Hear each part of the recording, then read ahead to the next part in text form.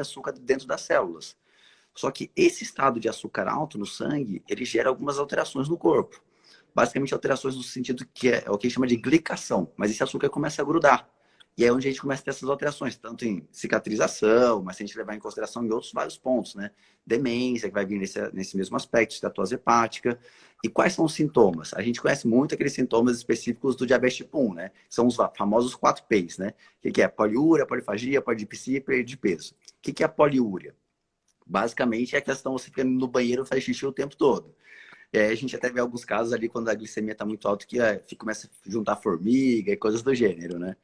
A gente tem a questão da polifagia, a pessoa tem fome o tempo todo. Por quê? Porque o açúcar está fora da célula, não está entrando. Então o corpo entende, por mais que esteja com açúcar alto, não está tendo energia, porque não está conseguindo entrar onde tem que entrar. O que mais? A perda de peso, justamente por causa disso, porque realmente não está entrando nas células, então não consigo guardar esse açúcar que está ficando aqui. E realmente, acho que aí acaba tendo essa questão realmente ligada ao diabetes. O grande detalhe é que 50% mais ou menos das pessoas nem sabe que tem diabetes. Se a gente analisar hoje estatística, só estou falando, né? Desculpa. Mas se a gente analisar estatisticamente hoje, a média de doentes com diabetes no mundo inteiro passa de 450 milhões. Então, se a gente colocar isso, é 1 em cada 11 pessoas. No Brasil não foge essa regra. Só que o problema é que, como falei, 50% nem tem ideia que tem diabetes. E a melhor maneira de detectar é só fazer o exame, fazer a glicemia. Exame, exatamente. Uma glicemiazinha simples, se a gente já der maior do que 200, ó, em qualquer momento do dia a gente já detecta isso. Se for em jejum, se passar de 126 também já tem essa questão da diabetes. E a questão da hemoglobina glicada. A hemoglobina glicada acima de 6,5 também já é um diagnóstico de diabetes aqui. Tá, e você percebe no consultório médico essa questão, na questão odontológica, alguma repercussão? Porque, assim, para a gente, na odontologia, o que eu percebo é que o paciente diabético que não está controlado, ele tem uma dificuldade maior de cicatrização. Então, o problema de gengiva dele é maior do que um paciente que não está controlado. Então, é importante esse controle. E eu leio bastante na questão que também quando o paciente tem uma infecção de gengiva, isso dificulta o controle da glicemia. Então, ele estando com a gengiva, com os dentes saudáveis, ajuda até o controle da glicemia dele. Exatamente. Na verdade, o que acontece? Qualquer processo inflamatório, infeccioso, já vai aumentar os hormônios contrarregulatórios. E isso já faz com que o açúcar suba. Então, a glicemia já vai subir. O que vai acontecer? Realmente, qualquer processo, na verdade, de cicatrização vai ficar complicado.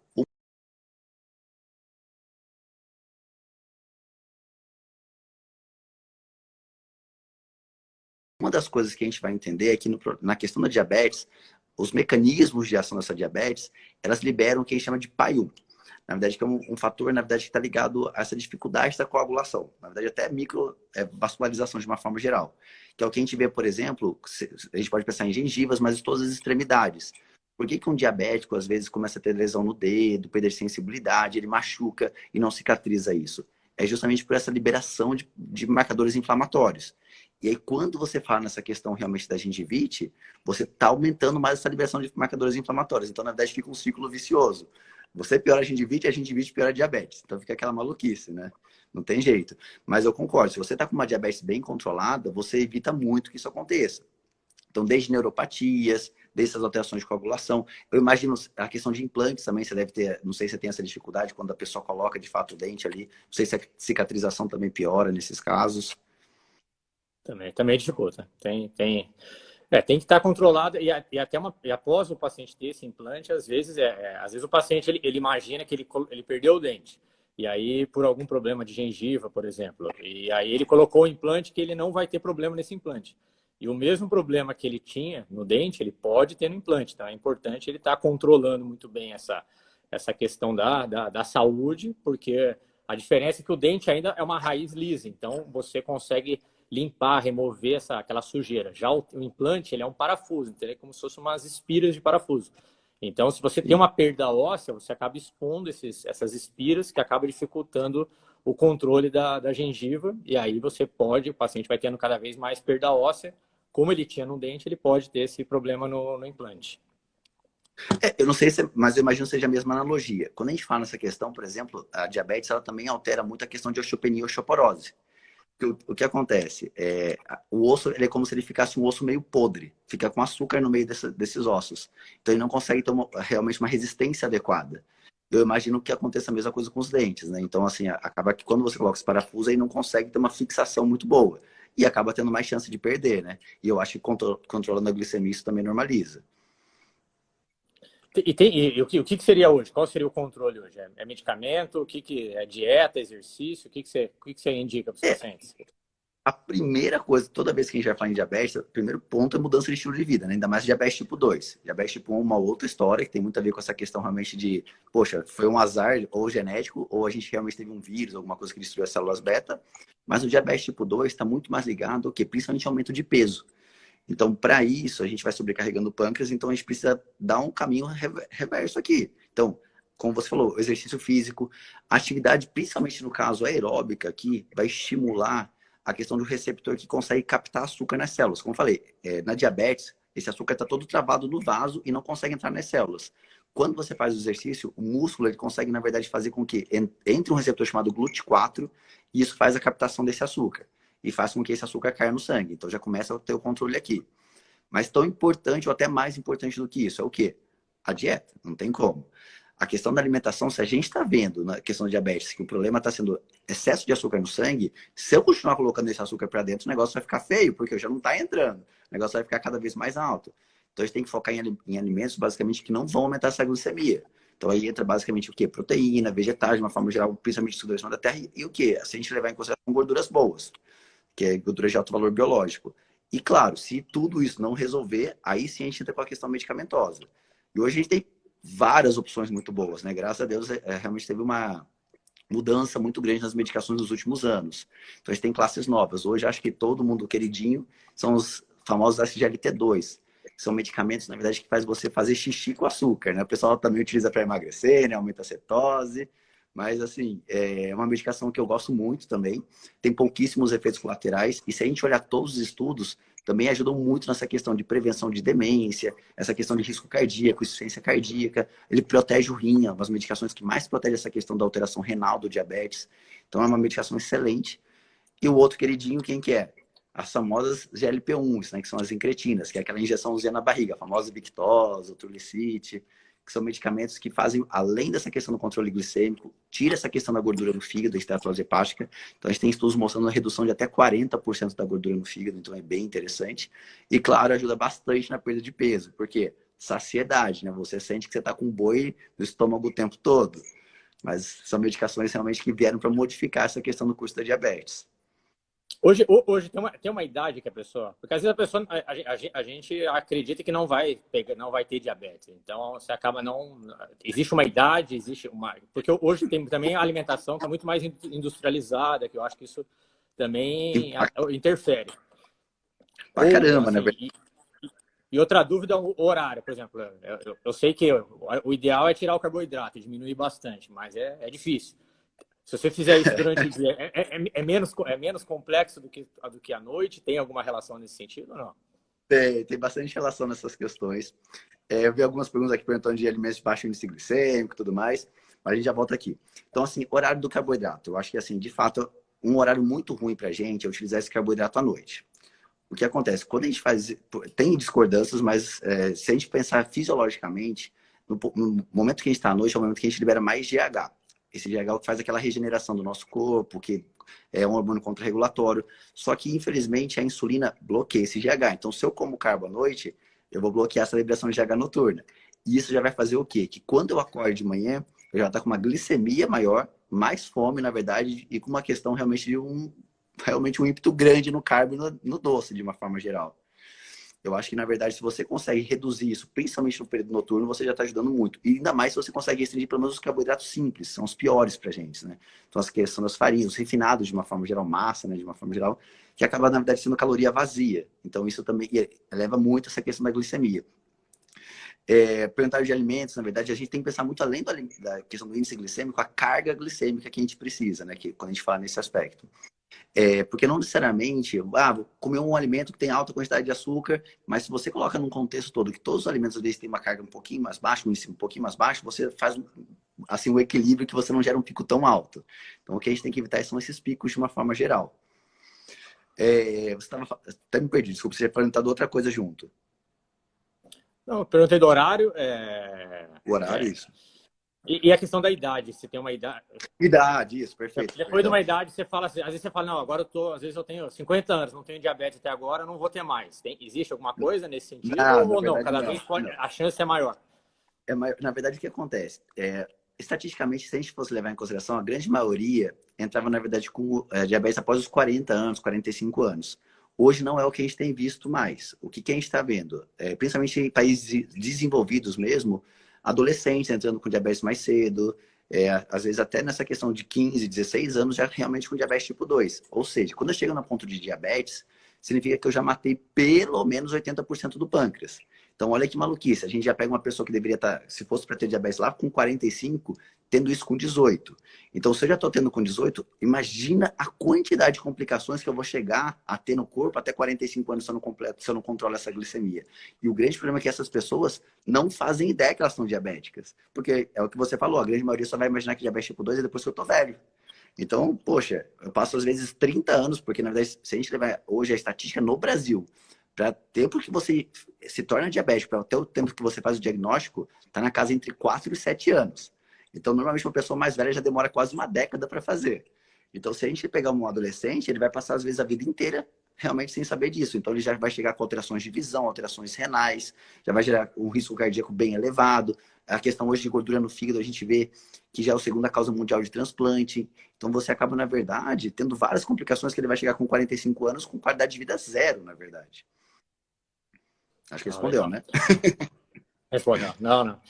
Por exemplo, uma dúvida que assim, a gente também, como dentista, às vezes orienta o paciente, mas eu queria ouvir a opinião médica.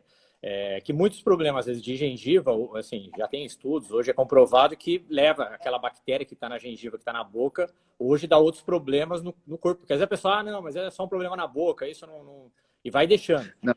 Eu queria saber a sua opinião em relação ao problema da boca levar para outros órgãos, tipo a endocardite bacteriana, que dá no coração, o que poderia acarretar se a pessoa não cuida da saúde bucal?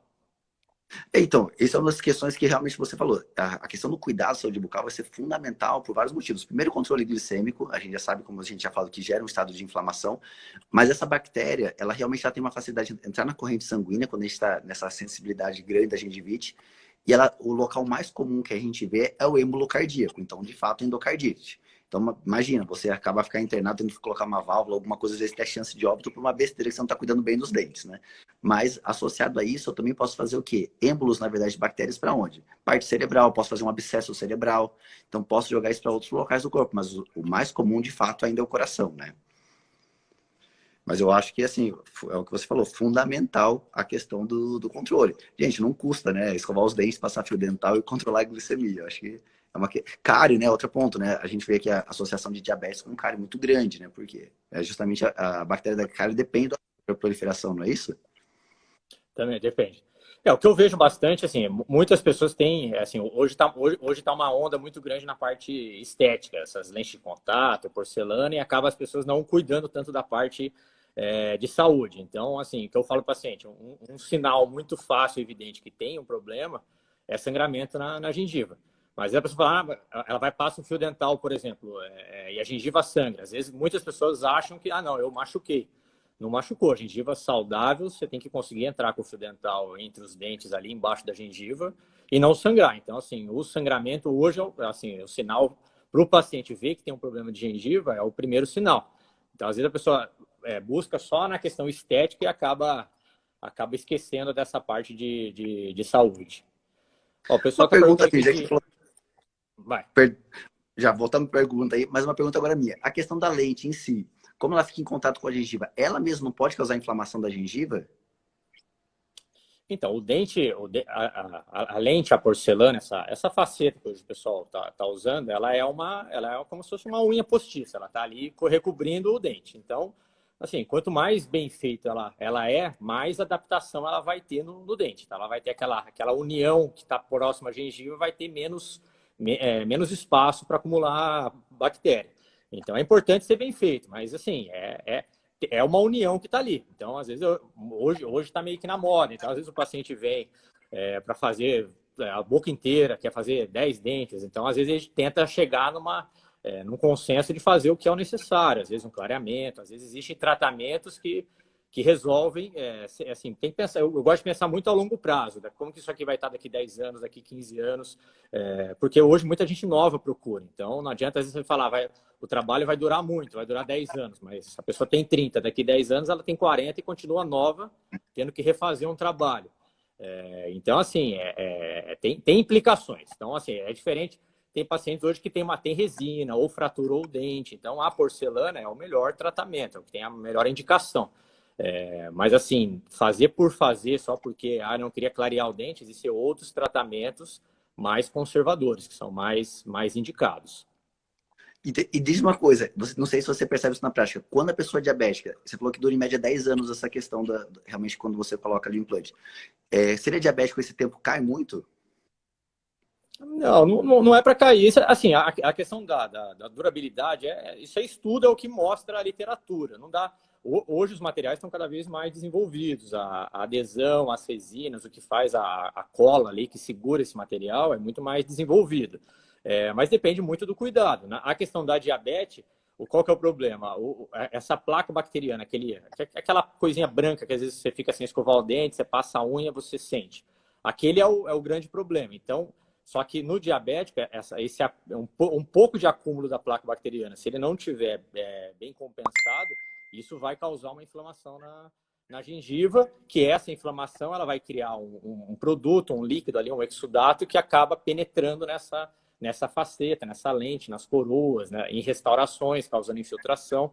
Então, quanto mais a gengiva está saudável, eu falo para o paciente, às vezes eu tenho muito paciente que vai a cada 5, a cada 6 meses. Eu falo, esse é o melhor investimento que você faz, porque você cuidando ali, a chance de você ter uma infiltração numa restauração, a chance de você perder uma coroa, uma prótese, uma porcelana, cai muito. E a gente também consegue pegar rápido. Se você tem algum problema, você já consegue perceber uma pequena infiltração, alguma coisinha que a gente já pega antes.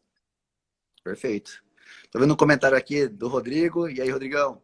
Então, na gestação, é muito importante os cuidados com os dentes, né? As gestantes fazem resistência insulínica e a glicose pode aumentar. Exatamente, isso é verdade. Ainda mais tem essa questão de diabetes gestacional, né? A gente sabe que a questão da diabetes gestacional é algo que também muitas vezes passa batido, né? Infelizmente aqui no Brasil ainda. E aí isso a gente sabe que gera várias alterações para o feto, desde uma formação, óbito, né? 7 vezes mais até nesse aspecto. E com essa questão para a mãe também uma preocupação, né? Porque além de aumentar a chance de endocardite, outras alterações, também vai por ainda mais essa glicemia dessa mãe. E tem uma gengivite que chama gengivite gravídica, que pela alteração hormonal, se a paciente ela tem um pouco de placa bacteriana, quando ela fica grávida, às vezes aparecem uns abscessos, aparece a gengiva incha, que seria em decorrência dessa infecção. Então, a paciente grávida, é muito importante estar com a questão de saúde, de controle de placa bacteriana, desse tártaro muito bem feito. Caramba, isso eu não sabia não, mas com certeza, né? Eu acho que gestante, na verdade, é um mundo à parte, né? A gente tem que estar o tempo todo de olho nelas, né? Mesmo porque o impacto não é só para ela, né? O impacto é para o neném que também está no caminho aí, né? Deixa eu aproveitar você aqui. Pode. Eu estava vendo uma olhadinha aqui nas perguntas que o pessoal fez bastante, a questão de atividade em aeróbico, se melhora essa glicemia. Na verdade, quando a gente acorda pela manhã, é o momento que a gente já está com a questão realmente do açúcar mais elevado no sangue. Então, assim, realmente a gente já teve os hormônios contrarregulatórios agindo a noite inteira. Então, o que é o ideal? Se você faz nesse momento o exercício em jejum, você vai conseguir, na verdade, ter uma sensibilidade muito maior da célula para captar esse açúcar que está ali. Então, você consegue vencer muito mais essa resistência insulínica. Eu acho excelente, na verdade, essa questão do exercício pela manhã em jejum. E entre o exercício, o aeróbio, a academia e na verdade, o anaeróbio ou o aeróbio, fazer bicicleta, corrida, o que é melhor? Então, mas a gente está falando agora de controle de diabetes, certo? Então, para essa questão do controle do diabetes, realmente o aeróbico vai ser melhor. Porque daí, como eu falei, a gente vai ter mais essa ação do GLUT4 ali, que eu consigo captar bem. O exercício de musculação eu particularmente gosto muito, a gente sempre conversa isso pelas outras questões que eu vou gerar no meu corpo, né? Então vou diminuir essa questão do cortisol, vou estimular a produção hormonal, vou estimular essa questão realmente da saciedade, mas para essa questão realmente do controle glicêmico, o aeróbico ainda acaba sendo melhor. Aqui, uma outra pergunta que veio que minha mãe não tem diabetes, mas o médico tirou o açúcar, trigo, leite, etc., devido a dores no corpo, rosácea. Então, por que que fez isso, na verdade? Tem lógica? Tem. Na verdade, estou tentando diminuir o processo inflamatório da sua mãe de uma forma geral. E a gente sabe que se ela tiver resistência insulínica, basicamente, ela está totalmente inflamada. E aí isso gera muito liberação de interleucina, substâncias, na verdade, que pioram o estado do corpo. Então, causam dores, pode aumentar o risco de doença autoimune. Então, por isso que, na verdade, tentou diminuir um pouco esse processo de inflamação. Você ia falar alguma coisa? Eu te cortei. Perdão, mestre Rubens. Fala aí. Não, não, eu queria aproveitar você aqui, provavelmente deve ter alguns colegas dentistas aqui assistindo, e até para os pacientes, a gente tem muito problema hoje, como a gente faz muito implante, na questão dos bifosfonatos. Muito paciente que tem osteoporose, eu não sei se na diabetes também acaba utilizando isso, mas muito paciente hoje usa os alendronato, bifosfonato, e isso atrapalha bastante na cicatrização óssea, às vezes até contraindica o paciente fazer implante. Hoje é o que mais contraindica implante é o uso desse medicamento. O que pode fazer? Não tem jeito, tem algum exame que dá para o paciente fazer para ele ficar mais tranquilo em relação à cicatrização? O grande medo que a gente tem hoje, realmente, como você falou, do uso de bisfosfonato. Então, o que é o bisfosfonato? Gente, para quem não sabe, é uma droga que a gente utiliza muito para quando a gente está na osteoporose, na verdade, já teve fratura, a gente utiliza alguns cálculos para ver se tem necessidade ou não de utilizar isso. E é a medicação mais antiga que a gente utiliza. Ela é relativamente segura, tem alguns efeitos. Um deles, que a gente tem grande medo, acho que todos os dentistas, de uma forma geral, que trabalham com essa questão de implante, é a famosa osteonecrose de mandíbula. Então, o que acontece? Como que o bisfosfonato funciona? Só para o pessoal entender, daí a gente já volta para isso. O bisfosfonato, basicamente, ela é uma droga que destrói o osteoclasto. O osteoclasto é a célula que faz o osso ser destruído. Então, ele come osso. Só que, então, isso deixa o osso duro. Só que, de uma forma geral, o nosso osso é uma coisa dinâmica. Ele tem que estar sendo refeito todo dia. Só que se eu bloqueio isso, eu também bloqueio essa questão de refazer o osso que eu deveria estar refazendo. Então, o que vai acontecer? Quando eu faço um implante, alguma coisa nesse sentido, algum procedimento nos dentes, às vezes eu posso ter uma dificuldade de fixação, porque eu não estou refazendo esse osso como da forma como deveria estar sendo feito. E isso deveria ser curado mais ou menos, se não me engano, em 8 semanas. É o certo tempo de recuperação. Se passa dessas 8 semanas, aí a gente pode gerar, nesses casos, de osteonecrose. Isso acontece normalmente mais para tratamento de... Quando, assim, é uma pessoa com diabetes, tá usando bisfosfonato, isso é mais comum, ou uma pessoa com câncer e utilizando altas doses de bisfosfonato para controlar metástase, muitas vezes. Mas o que a gente tem que ver? O ideal, se a gente está com... A gente tem alguns exames, alguns que mostram a formação óssea e outros a destruição óssea. A fosfatase alcalina, o peptídeo do colágeno tipo 1 também mostra essa questão da formação, e o CTX mostra essa questão realmente de destruição. Então, o que a gente tenta olhar? Para ver como que estão esses marcadores. Se eu estou ou não refazendo o osso, ou se eu estou muito bloqueado. Então, o ideal é, se você tiver com esses marcadores alterados, totalmente bloqueado, é você tirar o bisfosfonato por 3 meses, é um tempo de segurança, 90 dias, e reavaliar como ficam esses marcadores. Se eles começarem a entrar dentro da normalidade, aí sim é o momento para você poder fazer esse implante com mais segurança. Legal. Falei E o muito. paciente que já tem o implante, ele pode ter problema também? Você acha que porque o implante, assim, o que a gente vê, o implante ele vai ter, tanto como o dente, ele vai ter uma carga mastigatória. Essa carga mastigatória vai gerar uma micotrinca, vai gerar um desgaste desse osso. É importante ter essa remodelação óssea que depende dessa célula osteoclasto que vai comer esse osso que foi danificado, né? Exato, exato. Assim, na realidade tem, né? Se é totalmente travado, você vai acumulando microlesões. Então, as chances de você ter alguma fratura do dente ali começam a aumentar. Não só no dente, né? Outro dos sintomas que a gente acaba tendo, por exemplo, é aquelas fraturas de estresse que a gente acaba tendo no fêmur, por exemplo. Literalmente, é como se... Acho que a forma mais fácil de entender é como se o osso virasse um giz. Ele é duro, mas ele não tem resistência. Então, dependendo do que você faz, esse osso pode quebrar, mas ele está mais duro. É basicamente isso que acaba acontecendo quando a gente utiliza bisfosfonato por longa data. E aí isso também serve para o nosso osso, com certeza. E se a pessoa é diabética, pior ainda, né? Porque ele está com uma reabsorção óssea péssima e com uma cicatrização pior ainda, né? Se ela não tiver compensada, é claro. Não, legal. O que mais? Que é mais importante? Quer falar de... Fala um pouco da quarentena aí, pô. Como emagrecer? Aproveita que estamos com você aí, que é o cara que faz emagrecer. Ajuda aí. Vou falar algumas perguntas aqui, daí a gente vai para a quarentena. O que você acha? A gente vai tirar umas dúvidas aqui do pessoal. Vamos. Betezinha perguntou se o uso de Xigdu ajuda a curar a esteatose hepática leve. Então, na verdade, o Xigdu, a princípio, a gente não tem estudos que mostrem. A metformina mesmo, a dapaglifosina, a gente não teve nenhuma associação, na verdade, com melhora de esteatose. Os medicamentos que ajudam na esteatose, a melhor coisa é perder peso, claro. Mas os medicamentos, o melhor de todos que a gente tem são os GLP-1, são aquelas ou Victoza, ou Saxenda, ou Ozempic, essas medicações, ou Trulicity. E aí depois a gente tem algumas pessoas mostrando vitamina E, a pioglitazona, que é uma outra medicação para diabetes, que também ajuda. Só que o que ela faz? Ela basicamente tira a gordura de dentro e joga para fora. Então, às vezes, as pessoas não gostam muito porque pode engordar um pouquinho, porque tá tirando a gordura daquela gordura visceral e jogando para gordura branca. E aí a gente ainda tem algumas questões que é a ezetimiba, colocando como essa opção também, que é uma medicação que a gente utiliza para baixar colesterol. Mas hoje são só essas classes que ajudam na esteatose. As aqui é para você. Doutor, eu preciso costurar minha boca. E é com você, comi muito. Ah, então. Esse é o Adilson. Adilson, amigo meu do prédio ali, é o cara que mais organiza a festa em São José. Aí já tá a explicação. Agora na quarentena ele deve ter emagrecido. Ó, tem uma pergunta aqui que é melhor implantar um único dente ou colocar prótese fixa? Então, depende. Quando a pessoa perde um dente, você vai colocar só aquele dente. É que tem casos que o paciente perdeu vários dentes. Tem pessoas que têm uma... Eu faço muito um trabalho que é uma reabilitação com o paciente quando ele é totalmente desdentado, ele já usa dentadura ou está perdendo todos os dentes, que aí a gente 4 implantes e faz uma prótese fixa com todos esses implantes. Então, no caso aí, os 4 implantes já tem, assim, é bem comprovado que seria a melhor opção tanto pela distribuição de carga, mas também porque fica mais fácil limpar. Se você colocar muito implante para uma prótese fixa, a higienização fica mais difícil. Então, depende do caso.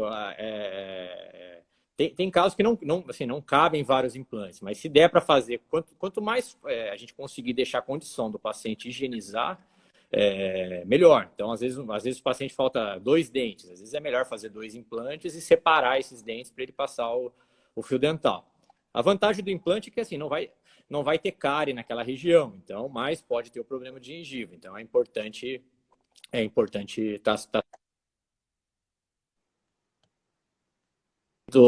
os cuidados do diabetes. Agora.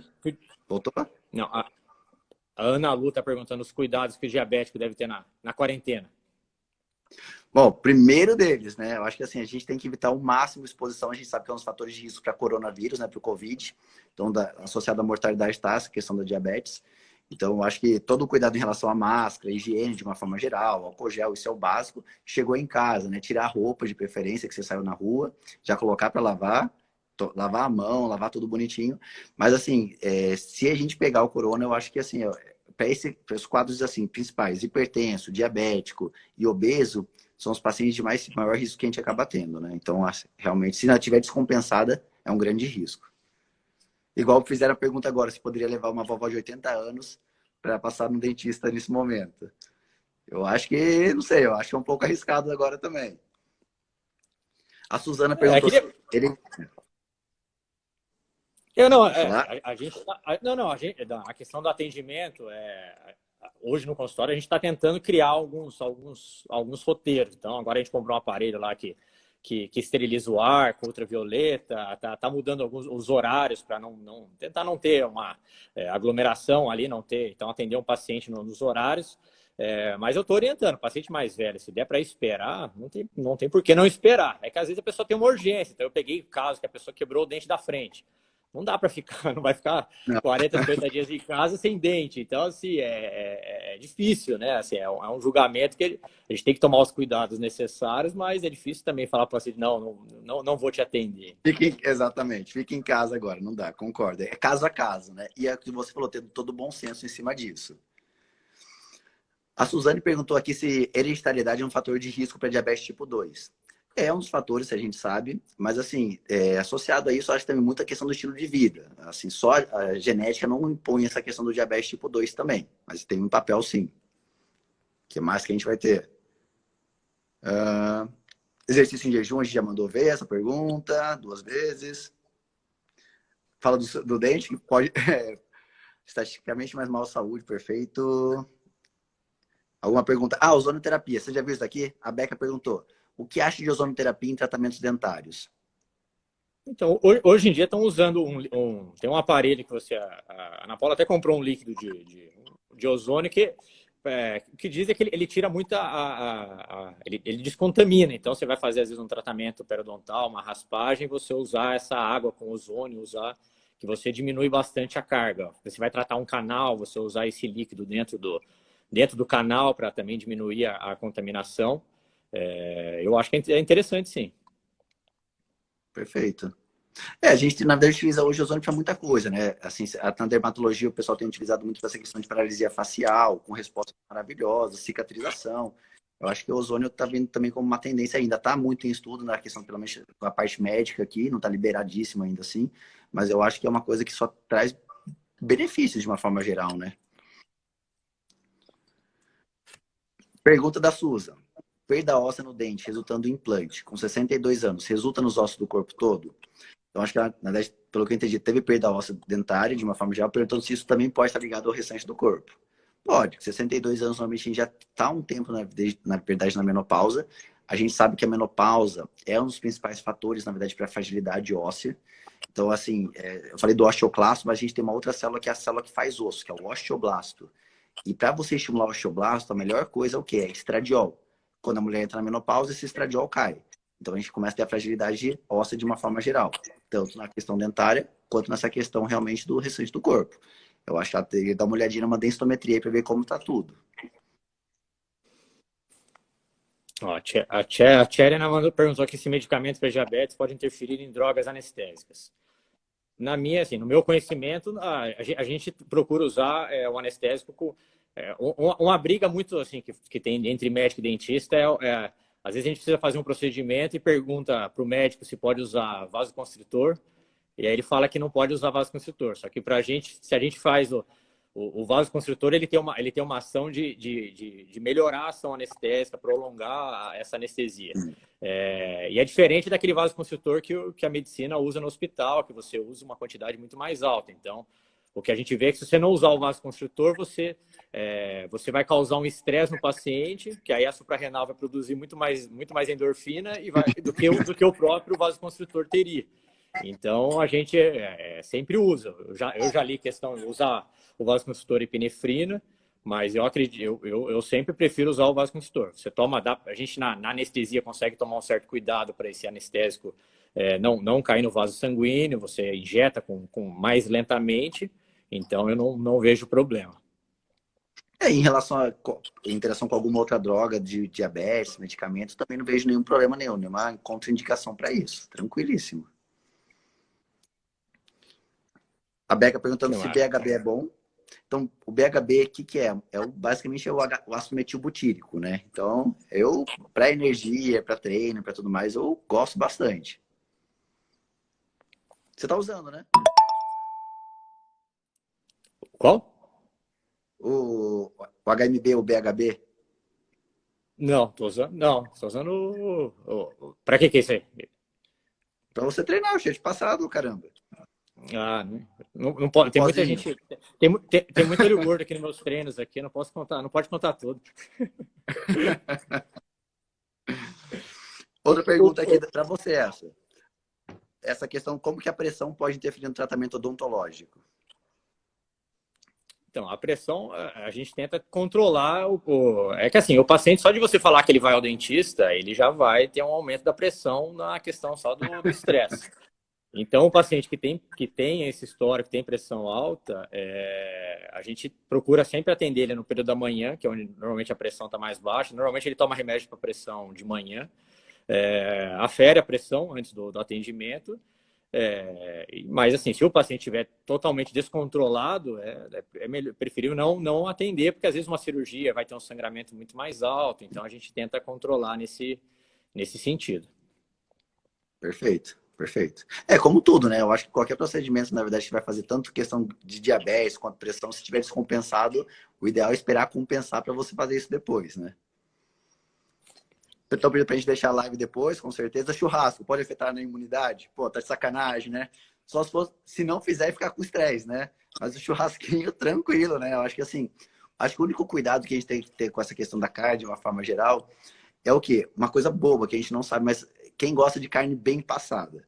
a questão de você passar demais a carne, você gera o que a gente chama de aminas heterocíclicas.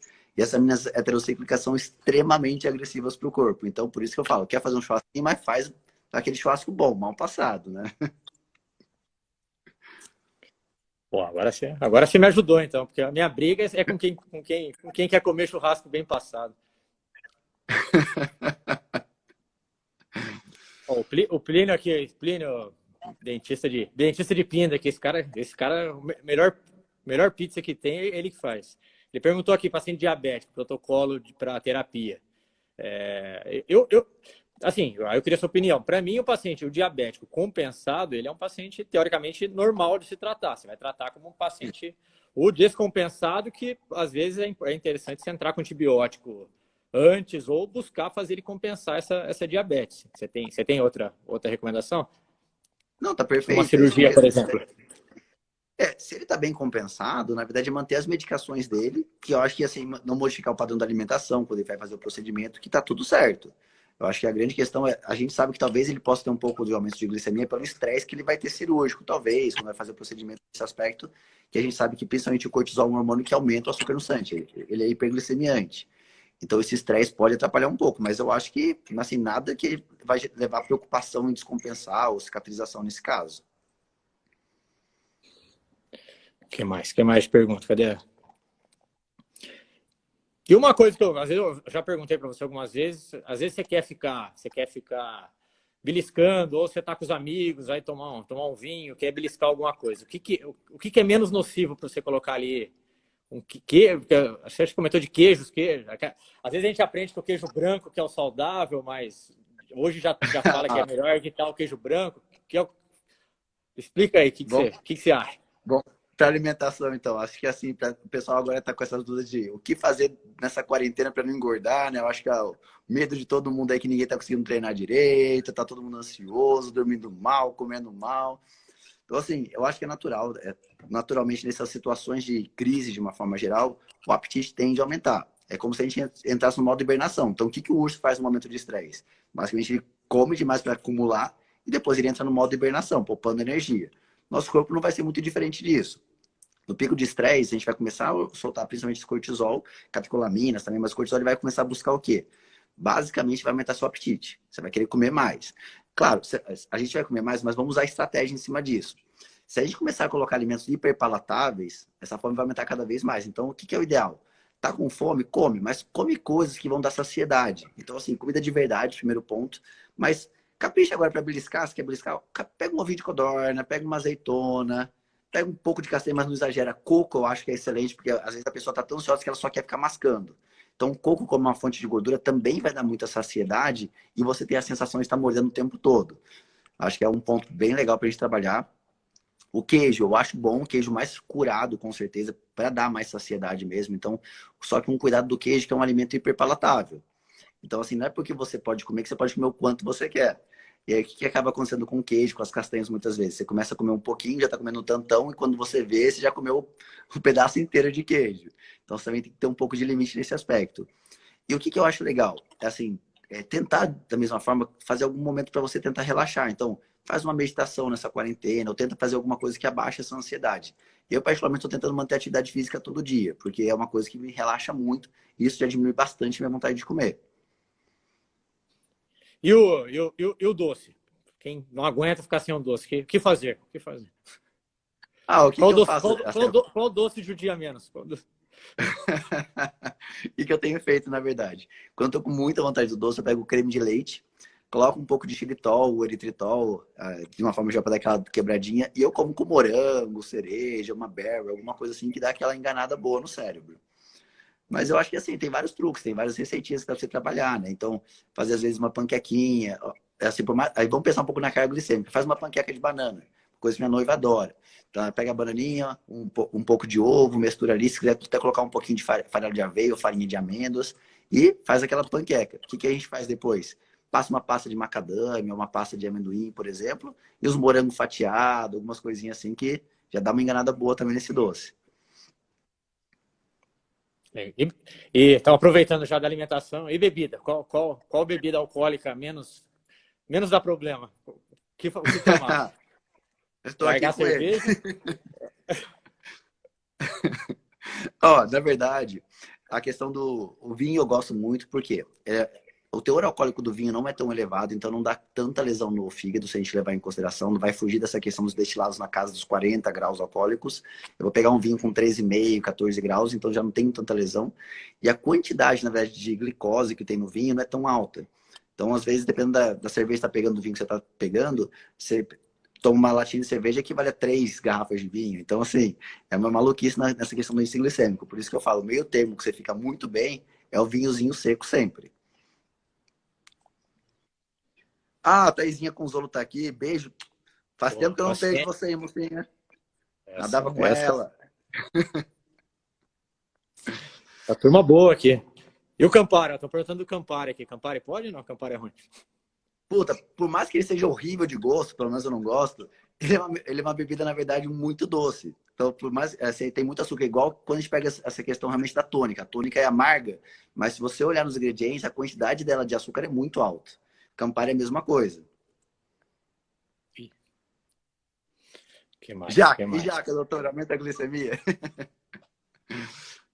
Isso é boa. Ó, o Ricardo Russo está perguntando se vinho então tá liberado para diabética. Ele é o tema da live de hoje. Olha, a minha nutricionista, a Nath, ela é diabética tipo 1. E ela utiliza sempre o Libre para esse controle, né? Então, o que é o Libre? É um aparelhinho que você consegue ver, passando só a questão realmente no sensor, você vê como está a sua glicemia. Então, o que a gente vê em relação ao vinho com diabetes? A questão dele, do papel dele, impacta muito pouco nessa questão glicêmica. Então, não aumenta muito. Diferente da cerveja, por exemplo, né? A cerveja já vai dar um pico muito alto. Ó, fizeram uma pergunta aqui, aproveitar você. Perguntou do seu álcool abaixo a imunidade, mas o que poderia para melhorar a imunidade nessa fase que todo mundo tá, ninguém quer ficar doente, tá todo mundo com medo, o que você indicaria para tentar melhorar essa imunidade? Ó, na verdade, o que a gente precisa? Acho que assim, os fatores básicos da imunidade são o quê? O sono adequado, porque é o momento que o seu corpo faz toda a recuperação dele, então faz todo o processo de regeneração das células que estão doentes. Segundo ponto que a gente precisa, uma alimentação saudável. Se a gente só está colocando porcaria para dentro do corpo, meu corpo não vai ter o que ele precisa. Então tem que colocar nutrientes de verdade. Terceiro ponto, tomar sol. Assim, a gente sabe, até o estudo de Turim mostrou isso, que baixa de vitamina D também acaba atrapalhando muito na resposta imune do seu corpo. Então, pelo menos uma meia horinha de sol por dia, se conseguir tomar, excelente. Outro ponto, manejo do estresse. A gente sabe, toda vez que a gente passa por um estresse muito intenso, o que acontece depois? A imunidade cai, parece um resfriado, parece um herpes. Então, a gente acaba tendo essa queda depois do alto nível de cortisol. Então, o que a gente precisa? Trabalhar nesse aspecto hoje. Então, assim, poxa, é o que eu falei, vai ler um livro, vai escutar uma música, vai ver uma live do pessoal ali, mas alguma coisa para baixar esse nível de ansiedade. E, se possível, atividade física, né? A gente sabe que o exercício físico também ajuda muito nessa imunidade. Eu acho que são os principais fatores. E tem algum suplemento, alguma coisa que você acha que ajuda? Por exemplo, tomar Olha, limão é uma coisa, tomar à noite, tomar em jejum. na verdade, para a imunidade, de uma forma geral, a gente não tem nenhum estudo que mostre que ele vai melhorar. Mas o que a gente pode tentar trabalhar? Eu gosto muito da glutamina, ela serve como pré-biótico, de uma forma geral, ajuda nesse aspecto. Tem a vitamina C clássica, né? Mas assim, tem algumas coisas que eu acho legais. Tem uma plantinha chamada Echinacea purpúrea. A Echinacea purpúrea também ajuda nesse processo de imunidade. Astragalus, que é uma outra planta que também faz isso. Então a gente tem alguns suplementos sim, que vale a pena, mas eu acho que os dois mais fáceis de achar, né? O que a gente manda? Vitamina C e essa questão realmente da glutamina. Ó, que perguntaram aqui se jejum intermitente interfere na imunidade? Ou é bom? Na verdade, não, ajuda, né, de uma forma geral. Se você está com esse ponto, na verdade, de jejum intermitente, você está aumentando os seus níveis de GH. E o GH, como está falando, é justamente um dos hormônios que faz essa questão de regeneração do corpo. Então, ajuda nesse aspecto da autolimpeza do corpo. A Mônica perguntando se Coca Zero é muito prejudicial. Moniquinha, dá uma lida lá nos meus posts, que tem alguns falando sim sobre refrigerante. E realmente é prejudicial pra caramba. Tem estudo mostrando que quem utiliza um copo por dia aumenta em 25% a chance de vários tipos de câncer e doenças de uma forma geral.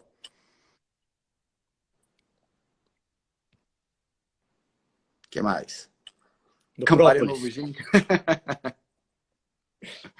Eu gosto de Campari. Agora eu vou ter que parar o Campari. Não, precisa parar, né? Mas é parcimônia. E o própolis? O própolis eu acho, assim, legal de uma forma geral. Não vejo, assim, ele especificamente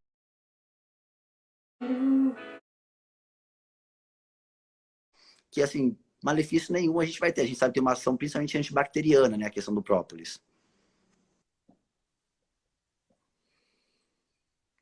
O que mais? Tá. O que mais? Não, eu tô procurando de vitamina D. Aqui, Vitamina o D. problema de fazer exercício aeróbico de ressaca é só a desidratação.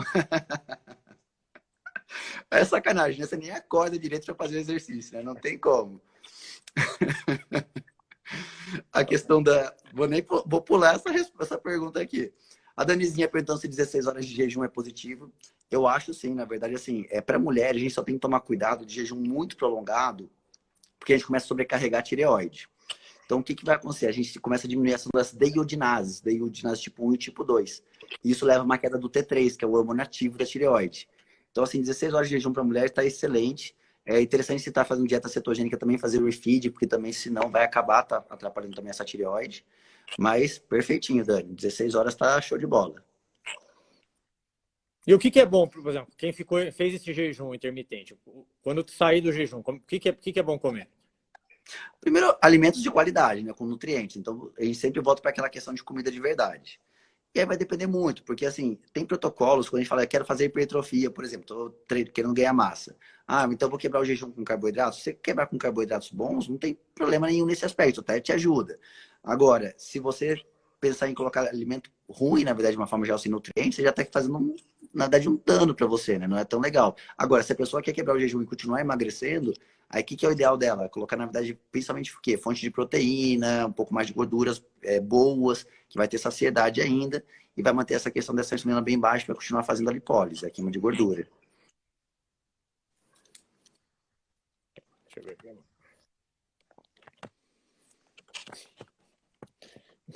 Minha mãe tá perguntando aqui se a Perol pode. Glucerna. Só tem cachaceira nessa live. Eu tô vendo. Não, e Acho que aqui saíram do cabaré e vieram direto para cá. perguntaram aqui duas coisas em sequência: autoemoterapia e se glucerna é bom. Então, assim, autoemoterapia, de novo, é contraditório. A gente não tem tantos estudos mostrando sobre essa questão de eficácia ou não. Mas o que eu tenho visto sobre isso? Principalmente para a questão de cabelo.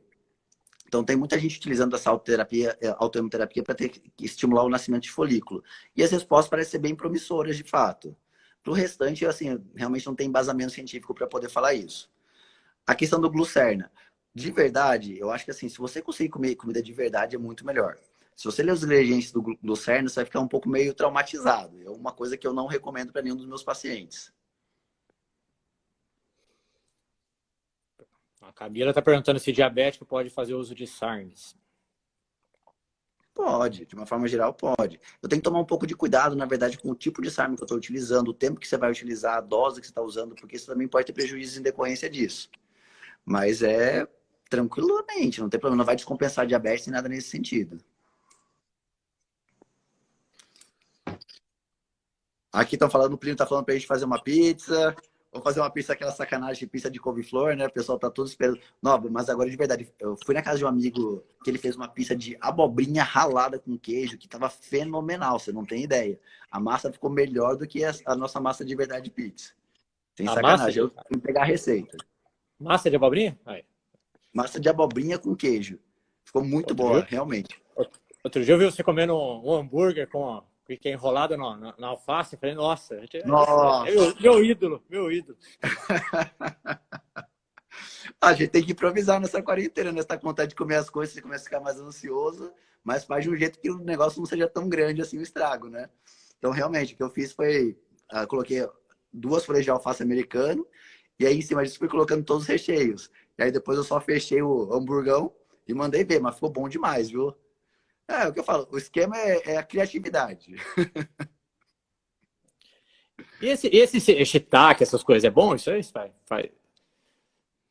Olha, de verdade, cogumelo de uma forma geral vai te dar bastante saciedade, bastante fibra de um ponto, bastante nutrientes. Então, assim, eu sou fã. É uma coisa que dá saciedade e realmente você não vai ter pico glicêmico nem nada disso. E é gostoso, né? Pelo amor de Deus. O que mais, gente? Gabizinha, um Aproveita brinde aí, pra você. Aproveita o homem aí que não é fácil ter esse tempo dele, não. Vamos tirar as dúvidas, aproveitar. Eu vi que alguém tinha me perguntado se eu estava atendendo, tô atendendo, mas assim, com restrição de horários, menos pacientes. Também aumentei o protocolo entre um paciente e outro, mas a clínica está funcionando lá, firme e forte. Você está conseguindo fazer essa consulta virtual? Você está fazendo isso ou não? Tá só presencial? Eu estou usando sim, na verdade, assim, tem pessoas que ainda preferem fazer essa questão realmente não estão com medo, eu entendo com toda razão, até pessoas mais idosas ou então estão mais comprometidas de saúde, eu estou fazendo online, então, mas está bem tranquilo, acho que resolve muito bem hoje. Mas é claro que assim, se você tiver a possibilidade de ir presencial, você consegue analisar melhor, né? Você consegue fazer toda essa questão de uma anamnese